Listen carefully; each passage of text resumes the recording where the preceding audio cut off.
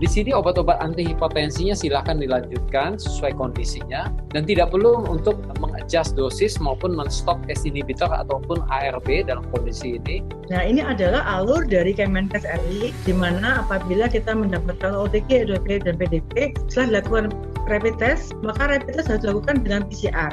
Kalau memang diperlukan steroid pada PPOK, maka COVID tidak akan mempengaruhi pengobatan yang sudah kita lakukan ya. Jadi terapinya tetap dilanjutkan. Bahwa sebetulnya langkah pertama di dalam penatalan diabetes itu adalah edukasi. Kemudian baru diet, setelah itu latihan fisik, baru farmakologi. Kemudian tidak kalah pentingnya adalah monitoring. Tumpeng gizi seimbang ini lebih luas dibandingkan dulu yang pasien masih sempurna.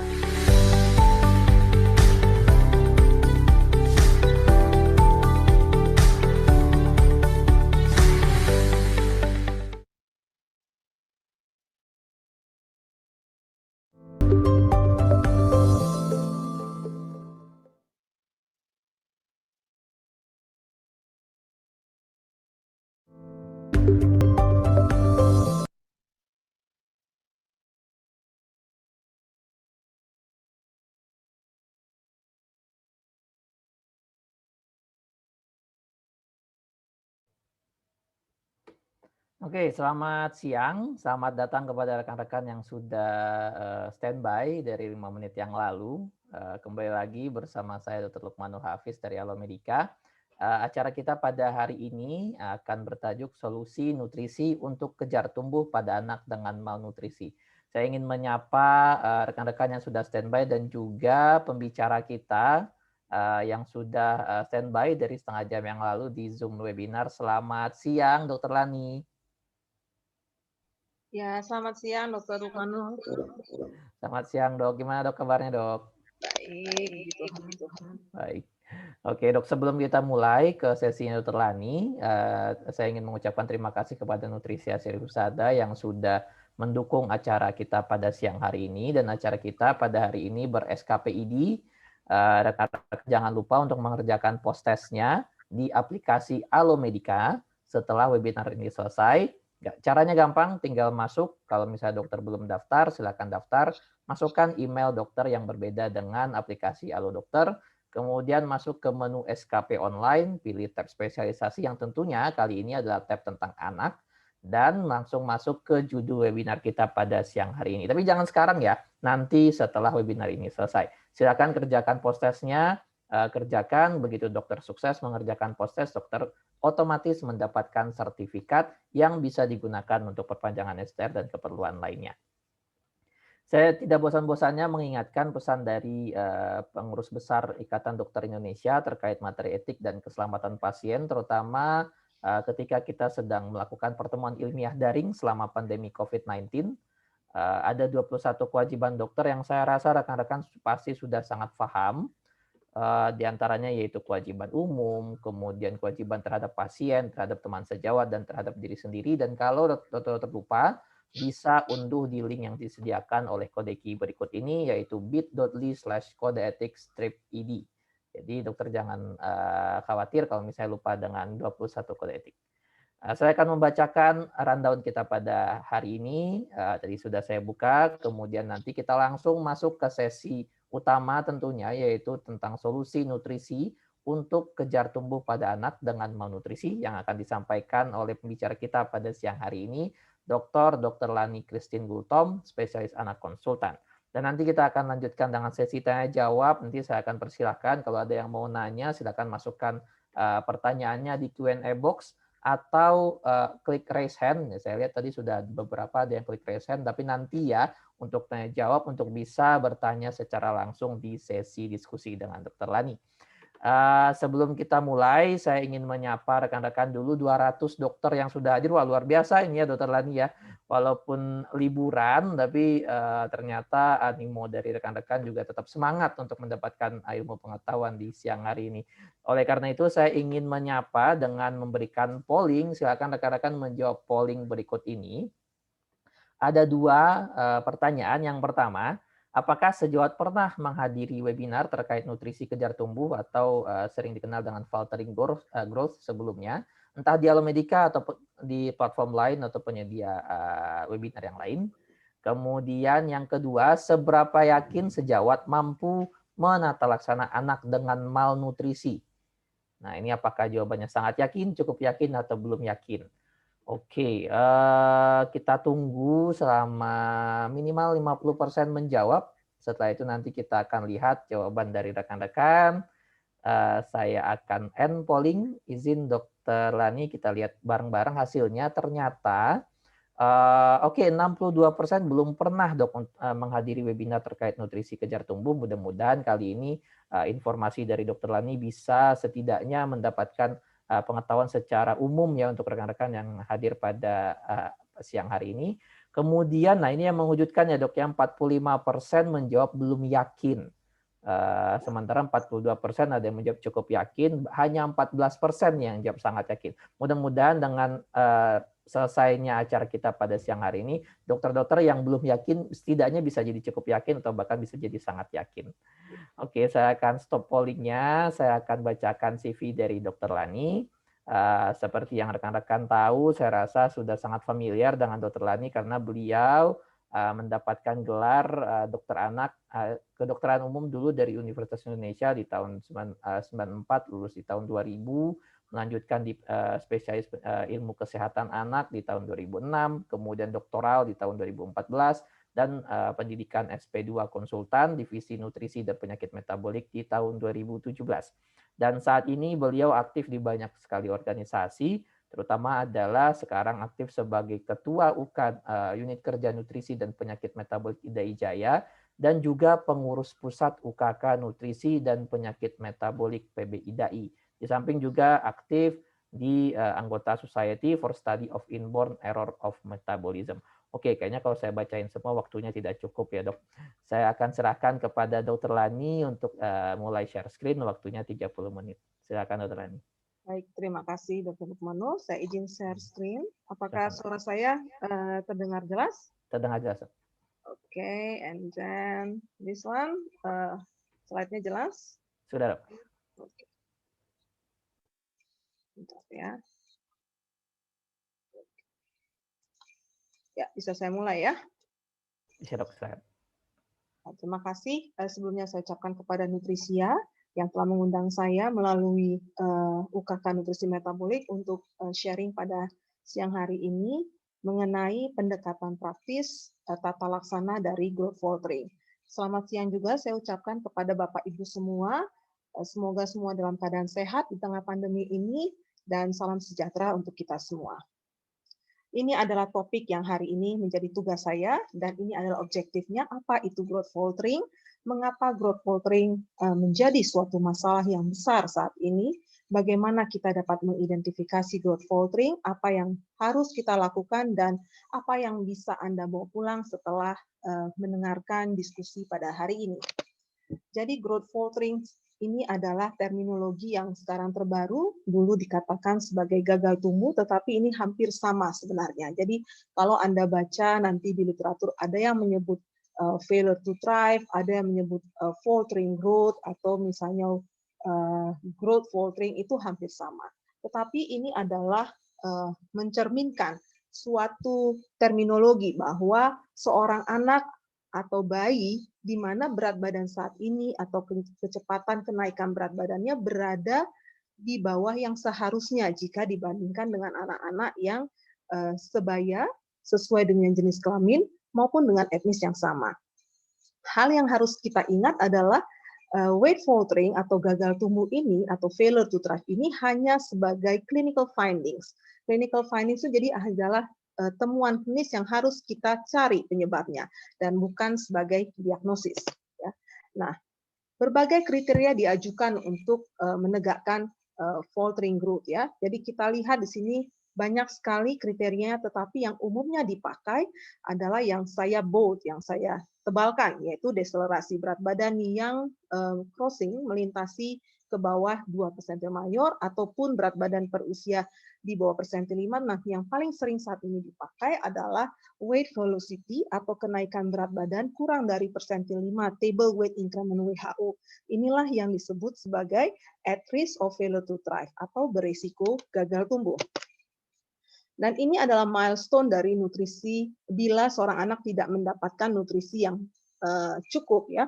Jadi awal pada saat anak mengalami asupan nutrisi yang tidak adekuat, maka dia akan mengalami failure to thrive atau growth faltering. Dan jika ini tidak ditata laksana, maka akan menjadi underweight atau berat badan kurang.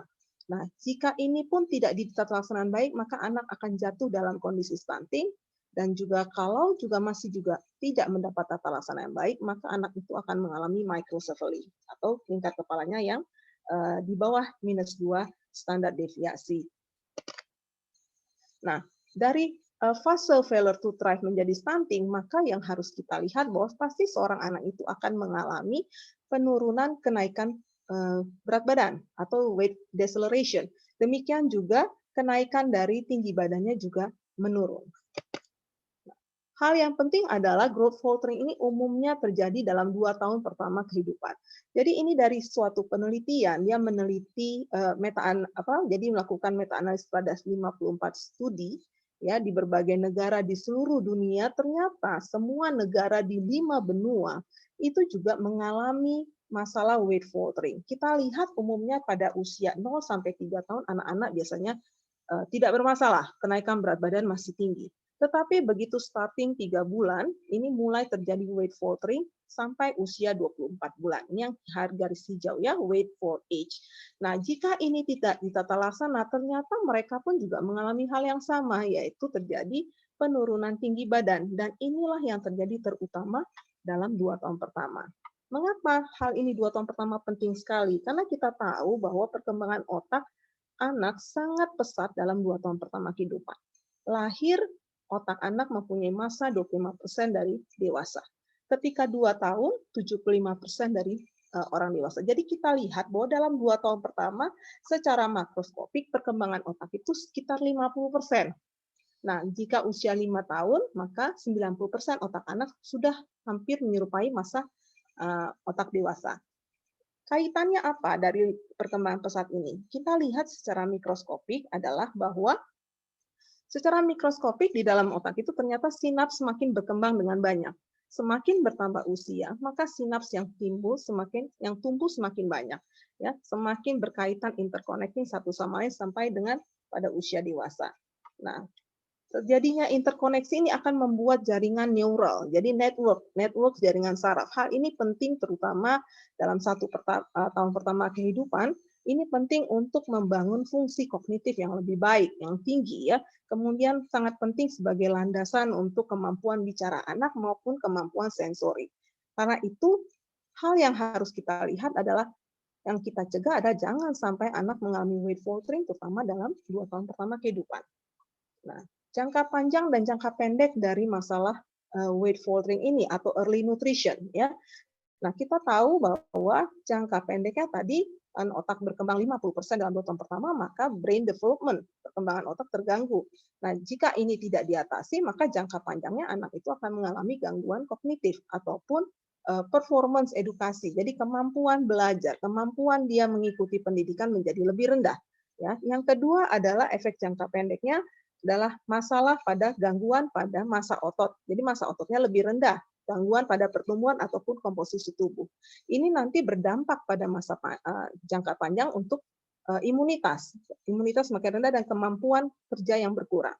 Dan juga pada jangka pendek adalah gangguan dari programming metabolik glukosa, lipid, protein, dan ini juga jika tidak diatasi, maka anak tersebut akan berisiko mengalami non-communicable disease seperti diabetes, obesitas, penyakit jantung, maupun hipertensi. Nah, ini adalah meta-analisis dari suatu jurnal yang kita ambil ya. Di sini kita lihat bahwa kalau kita lihat di sini bahwa faltering growth rate sudah mempengaruhi intellectual scores IQ.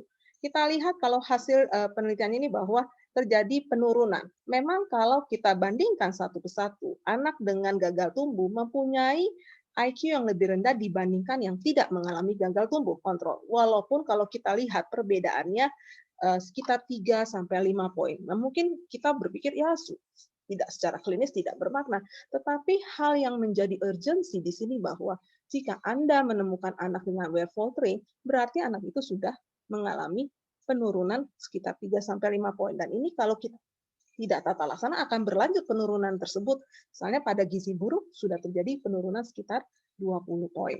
Ya. Ini adalah penyebab patologis dari gagal tumbuh. Jadi kita bagi 3 umumnya. 3 kelompok besar. 1, asupan kalori tidak adekuat.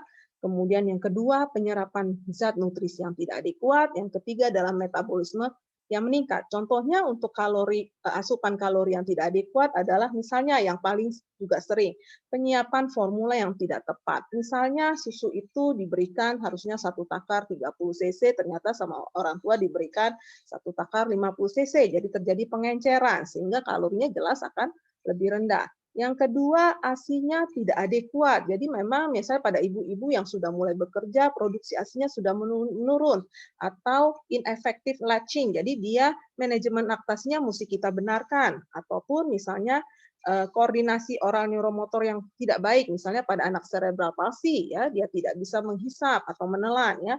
Nah, kalau untuk yang kelompok absorpsi zat nutrisi yang tidak adekuat, contohnya apa? Misalnya alergi protein susu sapi, ya, jadi dia tidak bisa menyerap nutrien yang dibutuhkan, ya, ataupun misalnya atresia biliar, dulu kasus Bilqis, kalau Anda pernah dengar yang dengan atresia biliar, nah ini pasti terjadi gangguan absorpsi lemak karena Bilqis tersebut mengalami atresia biliar di mana saluran empedunya tidak terbentuk, ya.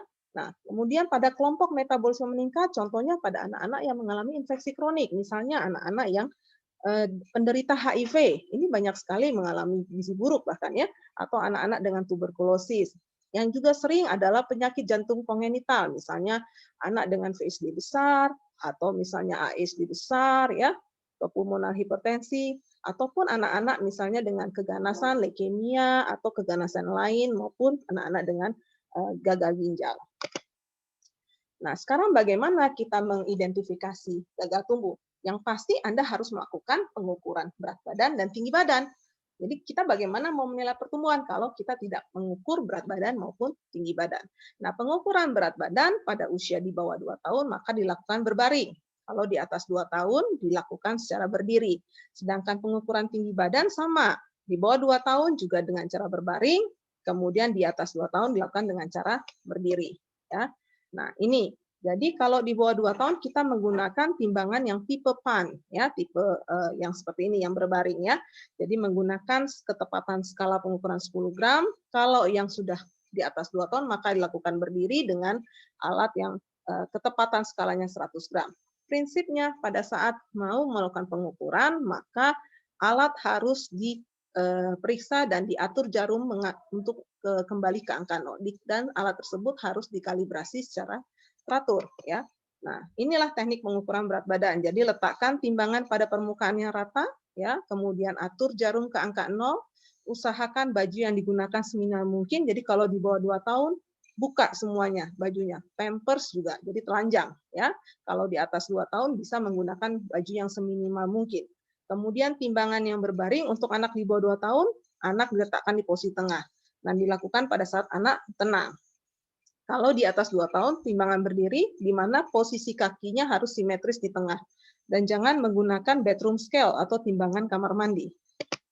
Nah, untuk pengukuran panjang di bawah 2 tahun harus dilakukan oleh 2 pengukur. Ya.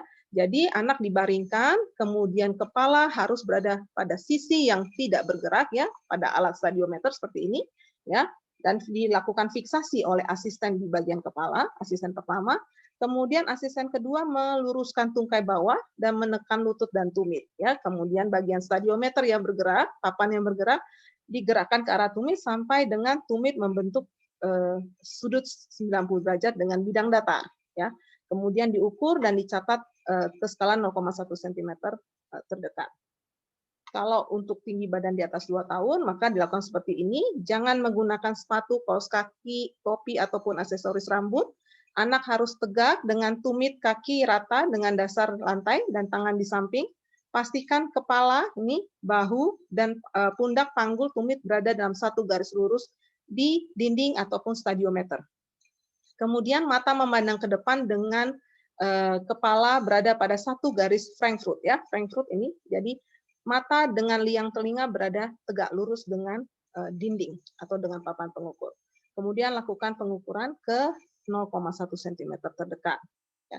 Setelah Anda mendapatkan hasil dari berat badan dan tinggi badan pengukuran tersebut, maka dicari bagaimana weight for age atau berat badan per umurnya. Kemudian ditentukan length for age-nya, tinggi badan menurut umur, berat badan menurut tinggi badan, dan indeks massa tubuh. Ya, kalau di bawah 5 tahun maka kita menggunakan kurva atau grafik table WHO. Ya, nah, ini adalah beberapa cut-off point pada growth faltering yang digunakan. Jadi faltering sendiri artinya kenaikan pada pengukuran 2 kali berturut-turut to konsekutif itu berada di specific threshold. Nah, di bawah ambang batas tertentu. Nah, apa ambang batas tertentunya? Pada tahun 1988, Brook dan Hill menyatakan bahwa sebaiknya kita gunakan persentil 25 karena ternyata menurut mereka kesempatan untuk mendapatkan nilai positif palsu artinya anak-anak yang stunting tetapi ternyata tidak itu sekitar 6,25%. Jadi menurut mereka adalah lebih baik menggunakan persentil 25. Nah, sedangkan pada tahun 2003, Rose and Sons dan Cole 1998 menyatakan kita menggunakan persentil 5 dalam 2 kali pengukuran berturut-turut ya dengan rentang 1 bulan. Dengan cara ini maka sekitar 0,5 sampai 20% growth faltering bisa terdeteksi. Yang terbaru Oniago menyatakan bahwa kalau kita menggunakan persentil 15 artinya kenaikan berat badan selama 1 bulan berada di bawah 2 kali berturut-turut, jadi kenaikan berat badan selama 1 bulan 2 kali berturut-turut berada di bawah persentil 5, maka ini kita dapat mencegah kejadian stunting sekitar 34% pada usia 12 bulan dan 24% pada usia 2 tahun. Ya. Nah, sedangkan WHO sendiri akhirnya memutuskan menggunakan persentil 5. Ya, kenapa? Karena dari WHO sendiri weight faltering atau at risk failure to thrive itu dikatakan jika weight increment kenaikan berat badan dengan interval tertentu. Apakah Anda mau menggunakan 1 bulan? Karena di WHO itu ada 1, 2, 3, 4, dan 6 bulan untuk weight faltering. Itu berada di persentil 5. Karena berdasarkan dari penelitian dikatakan bahwa kalau menggunakan di bawah persentil 5, sekitar 0,2% anak masih terdeteksi linear growth failure. Kalau menggunakan persentil 15, WHO menyatakan bahwa masih ada sekitar 1,8 sampai 2% anak mengalami growth failure. Jadi oleh karena itu WHO memutuskan menggunakan weight increment di bawah persentil 5 untuk menyatakan weight faltering atau at risk of failure to thrive. Nah, bagaimana dengan kenaikan tinggi badan? Jadi tinggi badan juga harus diukur, tidak hanya berat badan ya. Jadi kalau terjadi length deceleration atau penurunan perlambatan kenaikan tinggi badan ialah apabila kenaikan tinggi badan di bawah persentil 5. Jadi ingat saja bahwa untuk weight increment di bawah persentil 5, length increment juga di bawah persentil 5 untuk menentukan growth faltering ya. Nah, sekarang apa yang harus kita lakukan? Prinsipnya tetap kita begitu kita mendapatkan failure to thrive atau weight faltering atau growth faltering, maka Anda menerapkan asuhan nutrisi pediatrik yang terdiri dari 5 langkah. 1, assessment. 2, menghitung kalori. 3, kita menentukan rute ataupun jalur pemberian. Kemudian yang keempat, kita menentukan jenis makanan yang akan kita berikan. Dan yang kelima, kita menentukan monitoring dan evaluasi. Nah, pertama kali kita lakukan adalah monitoring dari tren pertumbuhan. Ini Bapak Ibu sekalian, kalau bisa mulai dilihat bahwa pada buku KIA yang terbaru 2020, garis merah tidak lagi berada di bawah. Ya, pada umumnya dahulu kalau Bapak Ibu ingat bahwa garis merah adalah pada garis terendah. Ya, jadi ini hampir sama. Jadi nggak usah bingung. Pada KMS itu sebenarnya berat badan per umur hampir seperti WHO. Jadi ini adalah plus 3 Z-score di atas, kemudian yang kedua plus 2, yang garis oranye ini adalah plus 1, kemudian di tengah hijau 0, Z-score 0, kemudian di bawahnya minus 1, yang merah adalah minus 2. Ya, dan yang terakhir minus 3. Jadi yang terbaru di BKIA Buku Kesehatan Ibu Anak 2020 adalah bahwa garis merah di minus Z-score minus 2, dan ini adalah yang oranye Z-score plus 1. Apa implikasinya? Bahwa kalau nanti kader Anda menemukan anak berada di bawah Z-score -2 garis merah ataupun di atas +1, maka harus segera dirujuk ke puskesmas untuk dikonfirmasi betulkah pengukuran tersebut. Nanti akan saya jelaskan selanjutnya. Jadi prinsipnya pada waktu menggunakan KMS ini atau menggunakan berat badan per umur, Anda melihat tren pertumbuhan. Jadi lihat tren pertumbuhannya. Tren pertumbuhan yang baik ialah apabila serial pengukuran dari berat badan mengikuti grafik, mengikuti garis ya. Ini kita katakan tren pertumbuhan baik. Pada garis biru maupun hitam, ini tren pertumbuhan yang biru adalah menjauhi garis sehingga artinya kenaikan berat badannya tidak adekuat, tidak banyak. Apalagi yang hitam, dia crossing down ya. Jadi memotong ke bawah. Ini dua garis ini yang biru dan hitam menyatakan tren pertumbuhan anak tersebut tidak baik. Yang kedua, kita menentukan tadi status nutrisional. Jadi berat badan menurut umur, tinggi badan menurut umur, berat badan menurut tinggi badan, dan indeks massa tubuh menurut usia jika kita melihat adanya overweight atau obesitas. Kemudian yang kedua, kita menentukan weight increment, kenaikan berat badan pada anak usia 0 sampai 24 bulan, karena tabelnya hanya untuk usia 0 sampai 24 bulan. Demikian juga dengan length increment ya, dan tren dari indeks massa tubuh menurut usia. Ini adalah ambang batasan status nutrisi yang digunakan, dan ini berdasarkan Peraturan Menteri Kesehatan Nomor 2 Tahun 2020. Anda bisa download ini ya. Kita lihat bahwa mohon diingat berat badan per umur tidak lagi dipakai untuk menentukan status gizi. Ya, dahulu Peraturan Menteri Kesehatan tahun 2010 masih mencantumkan berat badan menurut umur sebagai status gizi. Namun saat ini tidak. Jadi berat badan menurut umur hanya untuk menyatakan berat badan kurang, sangat kurang, ataupun normal. Tinggi badan menurut umur kita menyatakan stunted, ya, sangat pendek, seperti stunted, ataupun pendek stunted, normal atau tinggi. Nah, berat badan menurut tinggi badan, kita bicara mengenai status gizi. Apakah gizi buruk, gizi kurang, gizi baik, ya. Nah, indeks massa tubuh hampir sama. Jadi kalau kita bicara weight faltering, maka Anda menggunakan indikator berat badan. Kalau kita bicara stunting, ya, stunting artinya stunting adalah bagian dari short stature, itu kita bicara mengenai tinggi badan per umur. Jadi mohon jangan sampai terbalik-balik ya.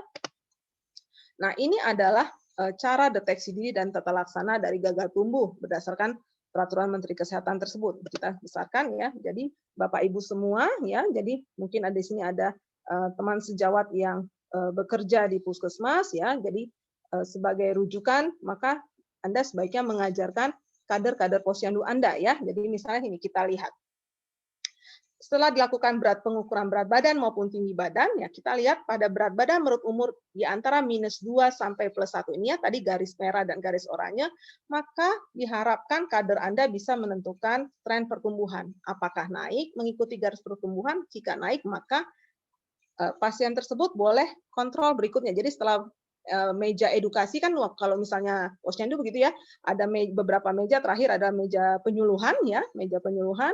Jika kita lihat tren pertumbuhannya naik, plotting tren pertumbuhannya naik, maka penyuluhan dan pasien bisa kontrol ke posyandu bulan berikutnya.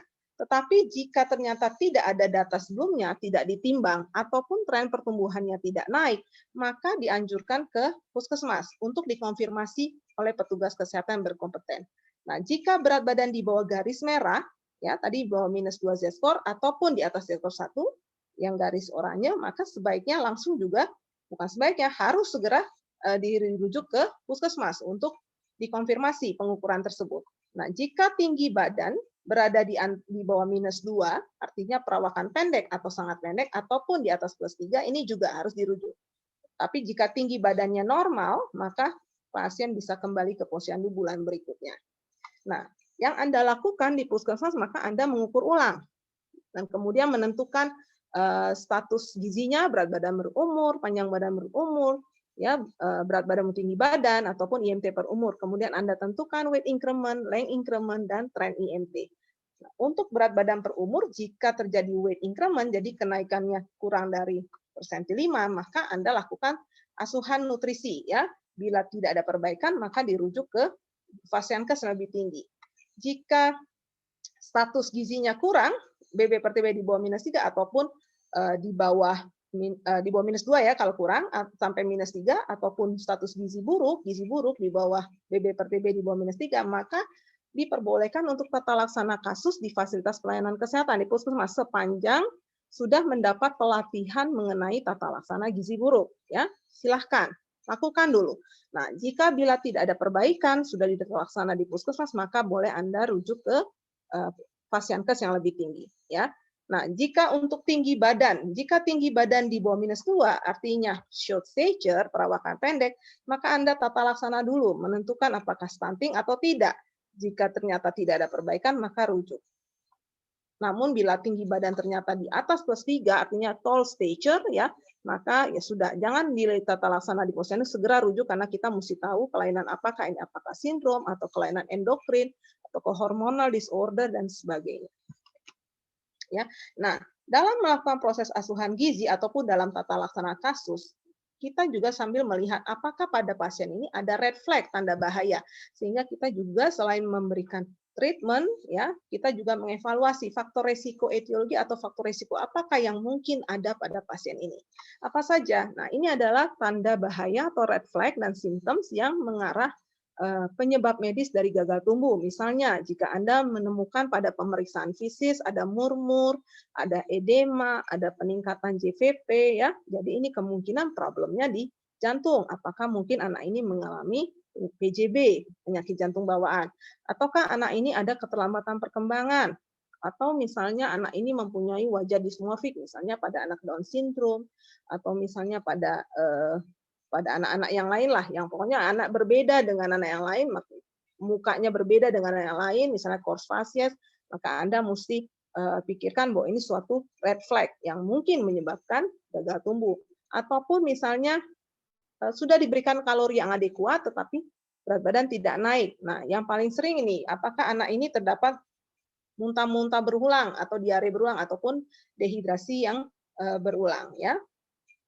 Nah, jika Anda menemukan red flag, maka selanjutkan pemeriksaan penunjang yang bisa dilakukan di Pasienkes tempat Anda bekerja, ya. Misalnya kalau Anda curiga dia ISK, maka lakukan pemeriksaan urinalisa dulu. Kita lihat nitrit, leukosit esterase, ya. Kalau misalnya kemungkinan penyebabnya misalnya ginjal, misalnya ureum kreatinin dan sebagainya. Tetapi kalau tidak ada red flag, maka tata laksana nutrisi segera masuk. Yang ada bila bertemu dengan red flag sign, selain pemeriksaan penunjang, juga tata laksana nutrisi tetap diberikan. Ya. Asesmen yang lain yang bisa dilakukan adalah kita menentukan anak ini sebenarnya kondisinya baik apa tidak, ataukah mempunyai kondisi medis khusus tertentu. Contohnya apa? Beresiko gagal tumbuhkah, adakah gizi kurang atau gizi buruk, ya, ataupun ada alergi protein sapi dan sebagainya. Kemudian kita menentukan kemampuan oromotor anak ini. Apakah kemampuan oromotor ini sesuai dengan usia?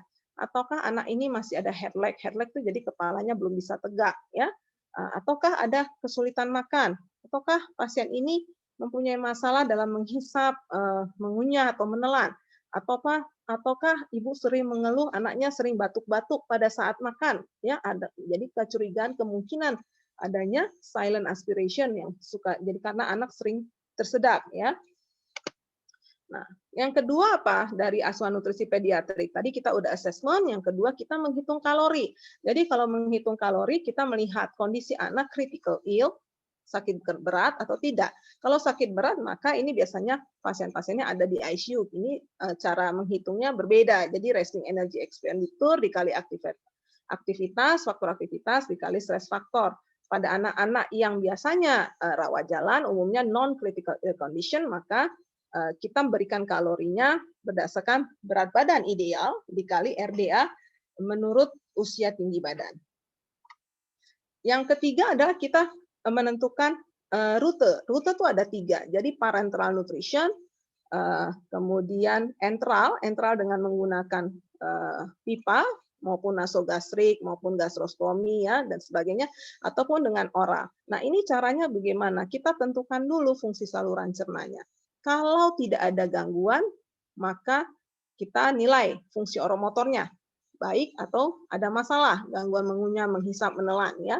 Jika fungsi oromotornya baik, maka sudah kita berikan secara peroral. Ya.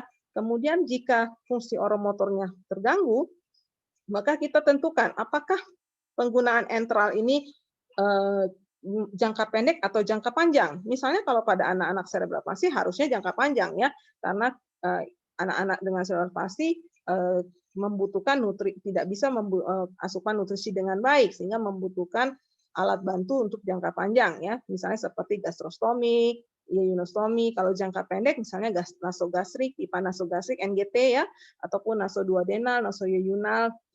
Nah, jika fungsi saluran cerna ada gangguan, misalnya ada obstruksi, ada perdarahan, maka kita berikan nutrisi parenteral. Tergantung lamanya, kalau misalnya di bawah 14 hari, maka kita menggunakan rute perifer, pembudara perifer. Tapi kalau dia jangka panjang, maka kita menggunakan rute sentral. Jadi misalnya pada pembudara subclavia ataupun pada arteri inguinalis, vena inguinalis ya, selama lebih jika diperkirakan total parenteral nutrition atau parenteral nutrition di atas 14 hari ya. Dan kemudian dinilai lagi fungsi saluran cernanya. Jika fungsi saluran cerna kembali normal, maka masuk ke enteral. Dan kemudian tipenya kalau oral berarti kita bisa berikan dengan makanan padat. Kalau enteral nutrition maka Anda memberikan makanan yang bentuk cair. Jadi bukan nasi tip di blender diberikan dengan NGT. Jadi Anda berikan cair. Contohnya apa ya? Formula khusus atau susu formula standar. Nah, yang penting adalah apa? Jenisnya. Apakah polimerik? Polimerik itu berarti memenuhi semua komponen makro maupun mikronutrien ya. Kalau misalnya oligomerik, misalnya contohnya protein tetapi yang dihidrolisa. Kalau modular tertentu hanya mengandung karbohidrat saja atau protein saja. Nah, ini kalau modular produknya belum ada di Indonesia ya. Nah, kemudian tahap berikutnya adalah kita melakukan pemantauan. Pemantauan bagaimana toleransi, reaksi simpang maupun pertambahan berat badan. Dok, maaf, waktunya 5 menit lagi. Ya, masuk ke dalam jenis makanan, maka jenis makanan kita lihat bahwa asupan dari ASI itu cukup selama 6 bulan pertama rata-rata. Ya, tapi kita lihat sini yang biru, anak semakin besar maka kalori semakin dibutuhkan semakin meningkat, dan ini membuat adanya gap. Gap inilah yang harusnya diberikan complementary feeding atau MPASI. Jadi diisi oleh MPASI. Ya, kapan waktunya? Nah, rata-rata yang terjadi adalah sekitar 4-6 bulan. Di sinilah periode Anda harus menilai apakah kenaikan berat badannya masih bagus apa tidak. Jika kenaikan berat badannya tidak baik, maka Anda pertimbangkan apakah anak bisa diberikan MPASI dini atau tidak. Ya, ini konsepnya. Konsepnya adalah pemberian MPASI adalah waktu timely, artinya MPASI diberikan ketika ASI tidak lagi cukup untuk memenuhi kebutuhan energi maupun nutrien yang dibutuhkan. Adekuat, MPASI memenuhi makro dan mikronutrien yang sesuai dengan RDA harian. Aman, MPASI disiapkan atau disimpan dengan cara higienis dan properly fed. Jadi diberikan dengan cara yang aman sesuai dengan sinyal lapar kenyang anak dan juga mengikuti feeding rules ya. Nah, ini dasarnya mengapa MPASI harus diberikan, karena usia 6-8 bulan sekitar 200 kalori harus disuplai dari MPASI, 9-11 bulan sekitar 300 kalori disuplai dari ASI, dan 12-23 bulan 550 kalori disuplai dari ASI. Nah, selain energi apa saja yang ternyata defisit? Jadi di usia 6-8 bulan protein pun harus disuplai dari ASI sekitar 20% 6-8 bulan, 42% pada 9-11 bulan, dan pada usia 12-23 bulan sekitar 57%. Nah, yang paling bermakna adalah besi. Besi di atas 90% harus disuplai dari MPASI pada usia di atas 6 bulan ya, dan kemudian seng sekitar 70-89%.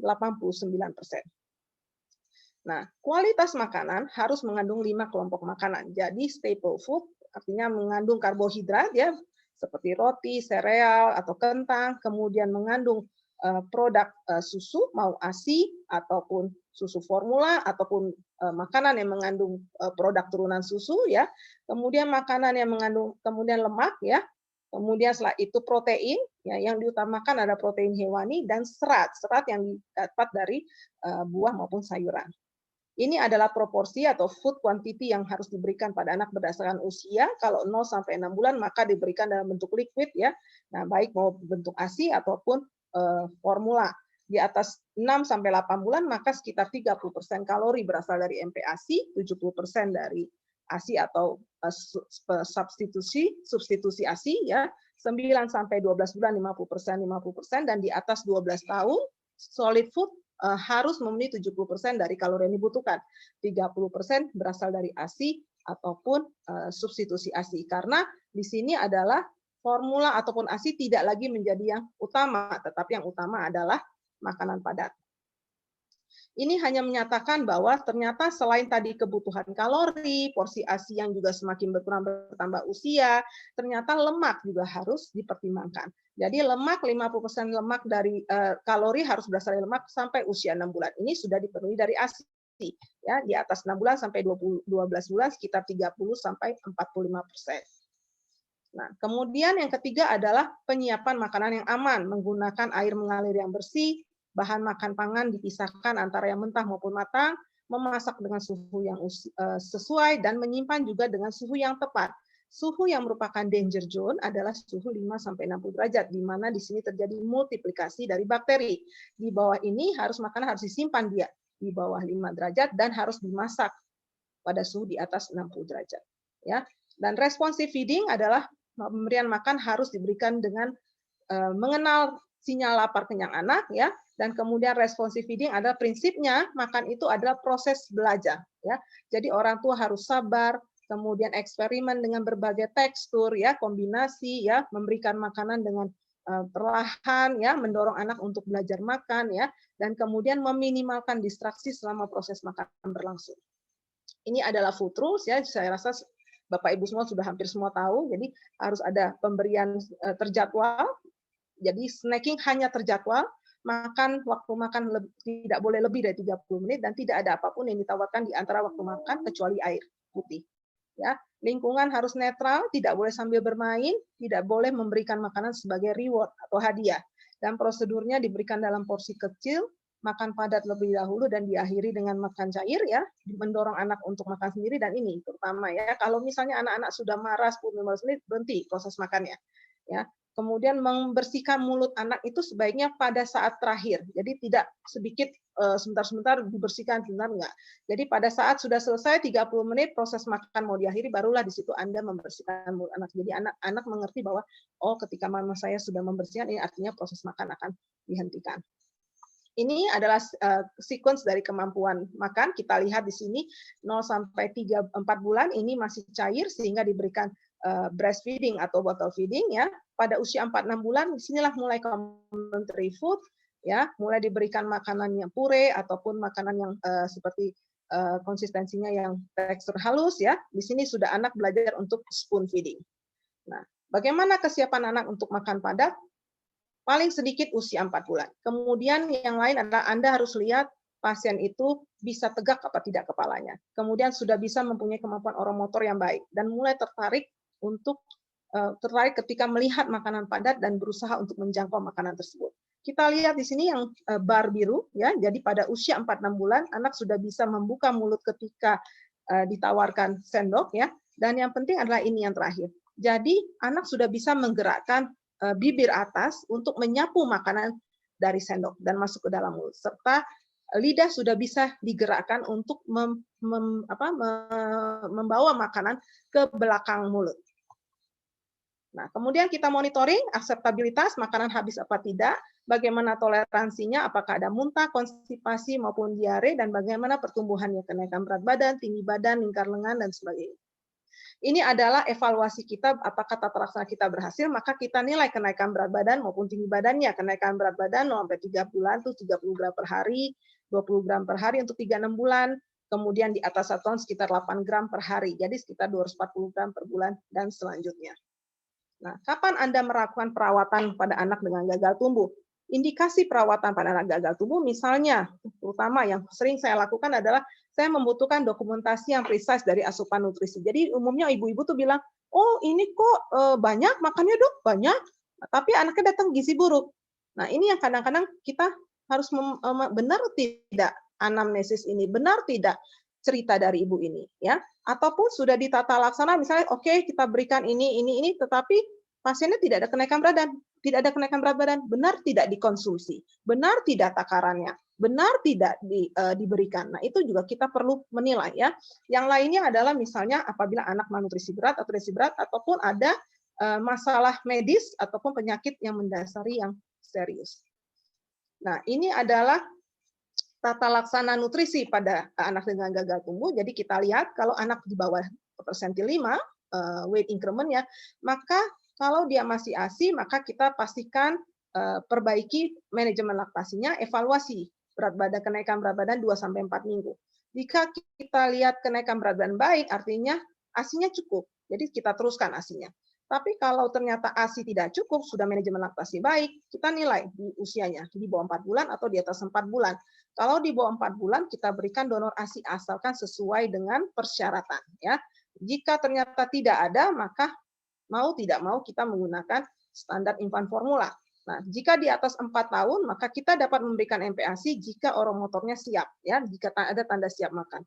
Nah, jika ada tanda bahaya yang dapat ditata laksana dengan formula khusus, berapapun usianya, maka kita bisa menggunakan formula untuk kondisi medis khusus, ya, atau FSMP. Nah, bagaimana sih yang dimaksud dengan kondisi medis khusus tertentu? Tadi sudah saya sebutkan di slide sebelumnya. Salah satunya adalah anak-anak dengan berisiko gagal tumbuh, gizi kurang maupun gizi buruk, bayi sangat prematur, BBLR, algiprotein sapi, dan kelainan metabolis bawaan.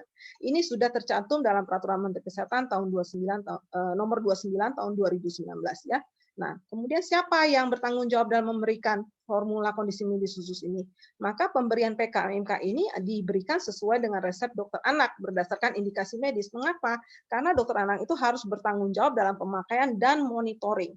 Jangan sampai uncontrol menjadi obesitas, misalnya pada anak dengan gizi kurang, ya. Kemudian ataupun sudah diberikan ternyata tidak ada kenaikan berat badan. Adakah faktor medis yang lain yang harus dinilai? Ya, jadi penggunaan PKMK ini harus di bawah pengawasan dokter spesialis anak. Jadi sebagai take home message-nya, growth faltering harus dideteksi dan ditata laksana khususnya dalam 2 tahun pertama kehidupan untuk mencegah komplikasi jangka pendek maupun jangka panjang. Kemudian yang kedua, ini yang penting, screening dari masalah nutrisi pada anak di bawah usia 5 tahun harus dilakukan secara reguler. Dengan menggunakan WHO Growth Chart, kita menilai berat badan menurut umur, tinggi badan menurut umur, berat badan menurut tinggi badan, indeks massa tubuh, weight increment, maupun length velocity. Dan yang terakhir adalah aplikasi dari asuhan nutrisi pediatrik harus dilakukan pada setiap pasien dengan gagal tumbuh, dengan menyediakan kalori yang sesuai, memberikan kalori yang sesuai, atau tata laksana gizi yang adekuat, dan menata laksana penyakit yang mendasari. Terima kasih. Oke, terima kasih banyak Dr. Lani. Sepertinya kalau dibahas semua, kayaknya waktunya nggak cukup ya dok, terkait dengan faltering growth ini. Cuman sudah ada pertanyaan banyak sekali nih dok di Q&A box. Kita pilih yang menarik ya dok ya untuk kita bahas. Silakan juga nanti kalau rekan-rekan belum terjawab pertanyaannya, silakan angkat tangan. Nanti saya persilakan untuk satu penanya untuk bertanya langsung. Pertanyaan pertama dok dari Dr. Slamet Solihin. Ini cukup menarik. Kenapa pertanyaan beliau yaitu pada anak dengan gagal tumbuh pada usia batita, kemudian diperbaiki, tapi malah terjadi kelebihan berat badan. Nah, apakah ini akan berpengaruh dengan kemampuan kognitifnya dan apakah ada konsekuensi dari pasien yang gagal tumbuh awalnya kemudian jadi kelebihan berat badan? Nah, itu bagaimana dok? Baik, terima kasih Dokter Slamet ya untuk untuk pertanyaannya. Jadi pada anak yang sudah ditata laksana, pada growth faltering yang tata laksana, sebaiknya tata laksana itu dalam 2 tahun pertama kehidupan. Karena disitulah yang kita kejar untuk IQ. Kalau di atas 2 tahun, IQ sudah sulit untuk diperbaiki. Nah, inilah yang saya sebut sebagai uncontrol. Jadi begitu Anda menggunakan sudah anaknya sudah gizi baik, maka Anda harus juga tetap evaluasi, monitoring, jangan sampai dia kelebihan berat badan. Karena kenapa? Kalau dia masuk ke overweight obesitas, ini juga risiko untuk NCD, non-communicable disease. Kita tahu bahwa obesitas pada anak di bawah 5 tahun ini berisiko untuk menetap, apalagi kalau salah satu atau kedua orang tuanya juga obesitas. Jadi prinsipnya memang berat kita kejar IQ, tapi juga jangan sampai anaknya terjadi overweight ataupun obesitas. Demikian dok. Oke dok. Cukup menjawab saya rasa. Kemudian pertanyaan terkait dari Dokter Zarah Tin Cahyaningrum terkait screening ini, Dok. Nah, kondisinya kan sekarang walaupun memang sudah berjalan hampir setahun ini pandemi, tapi kan memang kontak masih kurang sehingga ibu kebanyakan ragu untuk ke posyandu untuk melakukan pemeriksaan karena menghindari kerumunan. Nah, edukasi seperti apa yang bisa diberikan nih, Dok, dari dokter-dokter yang di pelayanan primer untuk ibu-ibu yang sekarang memang lagi takut untuk monitoring ke posyandu? Oke, jadi prinsipnya kan monitoring pertumbuhan itu tadi berat badan maupun tinggi badan. Mau tidak mau kalau misalnya seperti ini orang tua harus mempunyai timbangan pen, tapi itu kan tergantung dari kemampuan dari economical pasien, ya kan? Kemudian dia mengukur dengan cara yang benar seperti tadi. Sebagai screening awal kalau memang takut ya berarti harus mempunyai alat tersebut. Nah, tapi kan kita tidak memaksakan dan kemudian memplot kan pada buku kesehatan ibu anak juga ada. Yang tadi saya suka KMS bisa diplot ya, dan kemudian untuk tinggi badan juga diplot ataupun menggunakan aplikasi ya yang ada tuh di IDAI mengeluarkan aplikasi untuk monitoring berat badan tinggi badan. Prinsipnya adalah data itu didapatkan dengan cara yang benar dulu. Prinsipnya bukan hanya cuma memasukkan ke dalam kurva karena garbage in, garbage out. Data yang tidak baik juga akan tidak bisa dianalisis, gitu kan ya dokter ya. Jadi tetap harus ini. Nah sekarang adalah bagaimana kita dari pihak kesehatan mengontrol juga jangan sampai pada saat posyandu dan segala macam kerumunan juga tidak boleh. Nah, seperti itu. Nah ini mungkin harus dibahas nanti dengan puskesmas maupun dengan dinas kesehatan bagaimana kita bisa memonitoring kondisi anak-anak dengan dalam masa pandemi seperti ini dengan tidak menimbulkan resiko untuk penularan COVID-19. Demikian, Dok. Ya memang susahnya ya itu, Dok, ketika ya resource juga terbatas, keluarga dari anak itu memang nggak mumpuni untuk punya alat sendiri, jadi memang itu jadi PR tersendiri untuk terutama di vaskes-vaskes di tempat dokter berada. Nah, pertanyaan menarik itu terkait setelah diberikan pengobatan ini dari setelah diberikan tata laksana dari Dokter Erlin Juwita.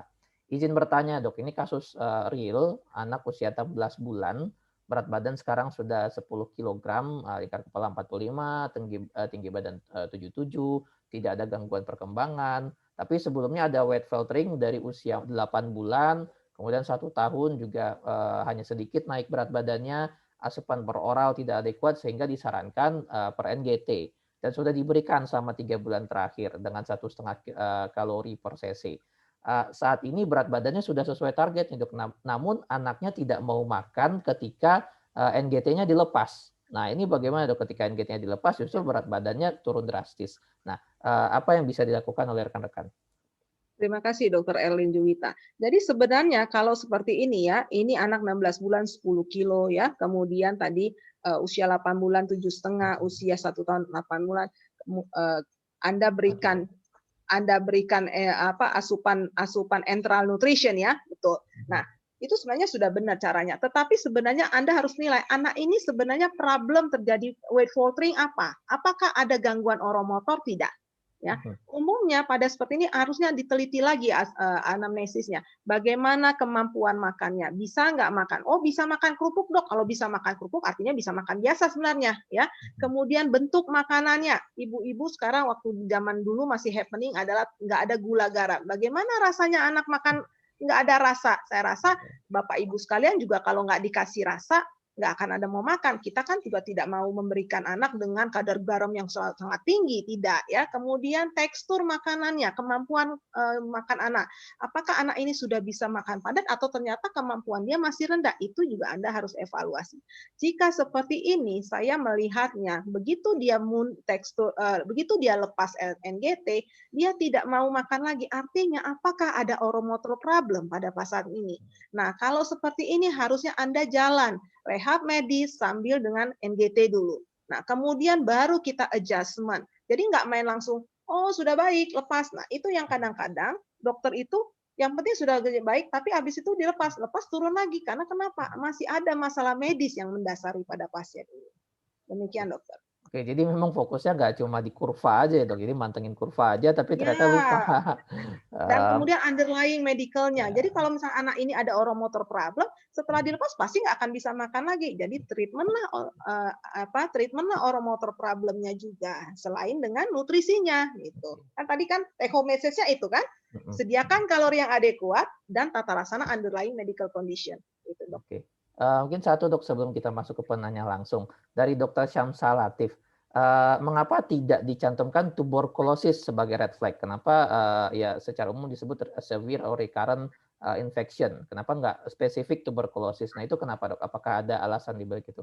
Tadi saya sudah sebutkan, itu pun dalam literatur pathological cause of dari failure to thrive. Salah satu increase of metabolism, ya, chronic infection, HIV dan tuberkulosis. Saya rasa tadi sudah saya cantumkan dokter di dalam slide saya. Oke, jadi jangan, maksud saya gini juga, mohon ya dokter-dokter sekalian, saya melihat tendensinya semua TBC mikirnya. Memang kita adalah negara dengan angka tuberkulosis yang masih tinggi, tapi tolong setelah misalnya TBC tersingkirkan, ya jangan masih berpikir itu, berpikirlah infeksi yang lain. Ada namanya ISK atau ada namanya infeksi yang lain, begitu loh dokter. Ya, jadi tolong jangan dikit-dikit langsung TBC. Anda cari, Anda buktikan, kalau tidak berani mencari yang lain, menegakkan diagnosis yang lain. Gitu. Oke, makanya ditulis ya infeksi secara umum gitu, karena sumbernya nggak cuma dari TB. Yes. Oke. HIV Kita juga. masuk. Nah, ya HIV juga apalagi dengan penyakit infeksi di saluran kemih dan infeksi tempat lain. Oke, mungkin terakhir dok kita persilakan ke penanya yang ingin bertanya langsung. Saya ingin memanggil, silakan Dr. Sinta Lasmana. Silakan Dr. Sinta Lasmana, di unmute mikrofonnya. Atau Dr. Hendarto Cipto Haryono. Atau satu lagi Dr. Juin Daryanti. Silakan. Atau kita masuk ke yang sedang antri yang lain. Dr. Rumondang Eltoruan, silakan. Atau Dr. Iswahyudi Prasetya. Ya, kayaknya ini tadi angkat tangan tapi ternyata udah terjawab kali, dok. Kemudian Dr. Indri Syafriza, silakan dok. Atau Dr. Endah Anggraini. Ini silakan yang sudah saya nyalakan mikrofonnya, silakan langsung bertanya, di unmute mikrofonnya jangan lupa. Oke, silakan Dr. Indri. Sore dok. Ya, sore. Saya Indri, saya ingin bertanya dok. Ya. Silakan dok. Ini terjadi sama anak saya sebenarnya. Jadi usia anak saya sekarang kan 4 bulan dokter. Kemudian kemarin waktu ditimbang kurang 100 gram dokter. Sekarang anak saya masih eksklusif ASI dok. Jadi saya nih dikasih pertimbangan sama dokternya. Halo dok? Iya. Silakan dok. Jadi saya dikasih pertimbangan mau dikasih sufor atau di dalam pemberian susunya, pemberian ASI-nya kan saya kerja. Jadi mungkin kalau dipakai botol, dikasih di dalam botolnya itu dikasih tepung beras gitu dok. Yang saya ingin tanyakan dok, apa yang harus saya lakukan sekarang? Apakah saya kan udah ukur BMI-nya. BMI-nya itu di atas -2 dok, tapi di bawah -1. Terus yang lainnya? Apakah saya harus mencampur, sekarang pemberian susunya apakah saya harus memberikan sufor dan ASI atau bagaimana dokter? Ya, terima kasih dokter Indri ya. Jadi kalau nggak salah ini usia 4 bulan ya. Jadi Anda mengatakan bahwa kurang dari 100 gram dibandingkan kemarin ya. Nah, Anda plot dengan kurva tersebut. Nah, itu kemarin itu 1 bulan apa tidak intervalnya? Tadi dengan grafik ini. Itu di PMK 2020 ada, atau Anda bisa ke WHO weight increment. Durasi interval berapa yang tadi penurunan 100 gram tersebut? Kalau di bawah persen, kemudian Anda lihat lagi berat badan per umur, tinggi badan per umur, dan BB per TB. Jadi yang indeks massa tubuh kalau ada BB per TB-nya di atas Z-score per 1, baru Anda nilai indeks massa tubuh. Kalau ini artinya misalnya status gizinya baik, tetapi ada weight faltering, berada di bawah persentil 5, ya, ini kan 4 bulan. Maka sebenarnya kita memang nggak bisa memungkiri ASI is the best. Jadi kalau kayak begini, Anda baiknya perah. Benar tidak ASI Anda cukup? Ya, nah terkadang itu ya, tadi kan ada grafiknya tuh, makin naik, makin besar, makin kalori makin naik, tetapi ASI sudah berkurang, ya. Nah, buktikan kalau memang tidak cukup, Anda nilai kesiapan makan anak Anda. Sudah ada nggak tanda siap makan? Apakah oromotornya sudah baik? Tadi kan kalau misalnya dikasih sendok, rasanya udah pengen nyosor aja gitu ya. Misalnya dicoba ditaruh sendok ke mulutnya bisa menggerakkan bibir atas untuk menyapu makanan. Kemudian leher sudah tegak, itu yang paling penting. Kalau misalnya Anda tidak siap, sudah ada siap makan, sudah berikan MPASI. Mau tidak mau, karena sudah terjadi weight faltering. Tetapi saya tidak setuju dengan pemberian susu ASI ditambahkan tepung beras. Yang kita berikan pada kondisi seperti itu adalah pada anak dengan regurgitasi. Kalau regurgitasi itu pun kita berikan susu formula yang diberikan dengan tambahan tepung beras. Saya belum pernah mendengar ASI diberikan tepung beras, ya. Jadi evidence base-nya untuk tata laksana weight faltering di mana ASI diberikan tepung beras itu sebenarnya saya belum pernah baca sampai saat ini, Dok. Jadi kalau misalnya belum ada evidence base-nya, saya rasa tidak menjadi indikasi yang kuat, dasar yang kuat untuk Anda gunakan dalam praktek sehari-hari. Demikian, Dok. Oke, mudah-mudahan menjawab dari pertanyaan Dr. Indri. Jadi memang sekali lagi kita ingatkan ya, Dok, ya. Tidak hanya terpaku ke persentilnya berapa aja, tapi juga dengan kesiapan anak bisa makan atau tidak, kemudian ya milestone sesuai dengan umurnya sesuai atau tidak, ya termasuk tadi oromotor ya, Dok. Ya. Oke, mungkin ya karena waktu kita terbatas, Dok, siang ini, mungkin terakhir, Dok, apa nih yang melihat tadi pola diskusi yang kita dengar dari rekan-rekan, apa nih yang bisa dibawa pulang dari rekan-rekan yang hadir pada siang hari ini? Oke, terima kasih. Jadi kalau dari pertanyaan-pertanyaan tadi ya, jadi intinya adalah Anda harus melakukan screening yang nomor 2 tadi take home message ya. Jadi saya rupanya sesuai nih dengan judul dengan diskusi kali ini ya. Jadi sebenarnya screening nutrisi itu harus Anda lakukan regularly. Ya, jadi berat badan per umur, tinggi badan per umur ya, dan diplot di dalam kurva growth chart. Selain itu jangan lupa menilai kenaikan berat badan tadi ya, kasus Dr. Indri ya. Karena namanya weight faltering itu nggak hanya terjadi pada gizi kurang, bisa terjadi pada gizi baik, tetapi harus segera dilihat apa refleksinya. Adakah refleksi atau hanya asupan kalorinya yang tidak cukup. Jadi itu yang harus ditangani segera. Saya rasa itu. Jadi kita adalah weight faltering ini untuk mencegah terjadinya penurunan IQ terutama pada 2 tahun pertama, karena tujuan kita adalah untuk menciptakan anak-anak Indonesia yang berprestasi unggul dunia. Jadi kalau di atas 2 tahun Anda sudah telat, itu kadang-kadang dikasih vitamin katanya untuk meningkatkan IQ itu sudah telat. Jadi Anda berikan nutrisi yang adekuat, stimulasi yang adekuat dalam 2 tahun pertama kehidupan. Yaitu apa? Dari sejak Anda hamil sampai anak berusia 1000 hari pertama kehidupan atau 2 tahun. Karena 1000 hari pertama kehidupan adalah the golden period of child. Demikian Dr. Lukmanul. Oke, terima kasih banyak Dr. Lani. Saya rasa itu menutup sesi kita pada siang hari ini dengan sangat baik. Terima kasih banyak penjelasannya, Dok, dan terima kasih banyak waktunya di hari long weekend ini. Mudah-mudahan kita punya waktu lagi nanti ke depannya untuk bahas hal-hal yang menarik terkait dengan faltering growth atau topik-topik lain terkait dengan nutrisi dan penyakit metabolik pada anak. Terima kasih banyak sekali lagi, Dr. Lani. Terima kasih, Dr. Lukmanul. Terima kasih untuk Bapak Ibu semua. Mudah-mudahan bisa mengerti. Mohon maaf jika ada penyampaian yang kurang berkenan dari saya. Terima kasih.